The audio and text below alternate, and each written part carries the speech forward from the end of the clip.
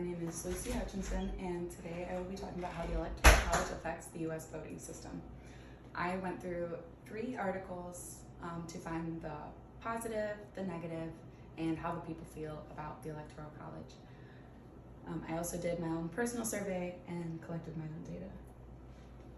First things first is the first article I talks about the positive effects of the Electoral College on the U.S. voting system. It talked about how the Electoral College is basically made to protect the small states with smaller populations, rather to those with larger populations in larger states, and makes their voice more equal considering not using a popular vote. With a statement that the article made, the Electoral College method of counting the popular vote in 51 separate election districts rather than a national aggregate is both fairer to the interests of geographical minorities and more democratic than any practical alternative.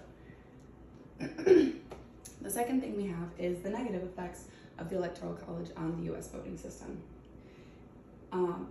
In the article, Electoral College Reform by Bryce Colquitt, they discuss the negative effects the Electoral College has, and it talks about the winner-takes-all theory with how it works and how living in a predominantly blue state or a predominantly red state is more so unfair to the people who are blue living in a majority red state. This makes it so when people are voting that are in a predominantly blue state who are voting red don't feel as if their voices are being heard. They don't feel as if it's the people's choice.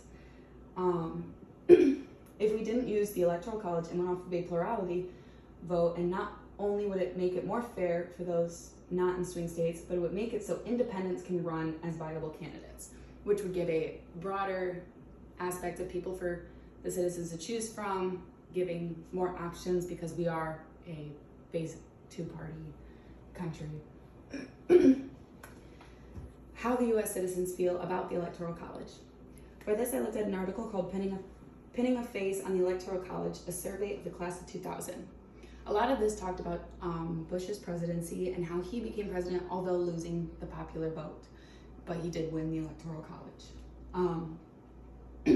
In the survey that they found of people who are electors, they said that they put out a survey through over 200 people of just electors, and it came back that 43 Democrats agreed that there should be a national popular vote instead of an electoral college. 32 Democrats said that they wouldn't want a popular vote and would keep the electoral college, and 23 were unsure of how they felt. 4 Republicans agreed with a popular vote, 85 believed in the electoral college rather than a popular vote, and 9 were unsure. Many electors noted that the importance of the electoral college is why they agree with it and protecting small states. Now, with the survey that I created, I put it out onto social media platforms for the public to view and respond to anonymously. My survey was amongst all friends and family and random people. I made it public for those to fill out. In the survey, I asked the public whether or not they are a registered voter. I asked their age range. I asked their political party, and of course, things along the line of the Electoral College and how they felt it affected the U.S., along with their personal opinions of the Electoral College, along with many other questions. The result that I found most important would have been how the people, why people felt we should keep the Electoral College and why others believe the popular vote in the popular vote or other systems. If you agree with the Electoral College, why? That was one of the questions on my survey. 2 out of the 10 responses I've collected so far believed that the Electoral College makes voting more fair because of how it helps less populated states. 8 out of 10 responses said that the Electoral College doesn't feel like the people's choice and isn't fair if a president can lose the popular vote but still win the Electoral College and win the presidency, just like we did in 2016 with Hillary and Trump, and of course with Bush. Another result that I found was when I asked people, do you believe there are other flaws in our voting system, and if so, why? With the data I have collected so far, 40% believe that there are no other flaws in our voting system, 20% believe there may be other flaws in our voting system but are unsure, 40% believe there are other flaws in our voting system. Some stated that some other flaws included that having a two-party system is damaging or not enough and feels like they don't have enough options. My analysis is how overall the public felt about the Electoral College within the data I collected so far. Out of 10 people, you can see that 70% believe we should get rid of the Electoral College, 20% believe we should keep the Electoral College, and 10% were unsure about how they felt. Although 70% don't agree with the Electoral College and 80% believe it should be replaced by the popular vote, majority of people, 90%, could agree that the public should get to vote on more decisions, such as what we should do with the Electoral College and whether or not we should keep it. This graph represents the amount of Democrats, Republicans, and Independents that I have collected so far. 7 Democrats disagree with the Electoral College, while no Republicans and no Independents disagree. I have 2 Republicans that agree with the Electoral College and 1 Independent that's unsure.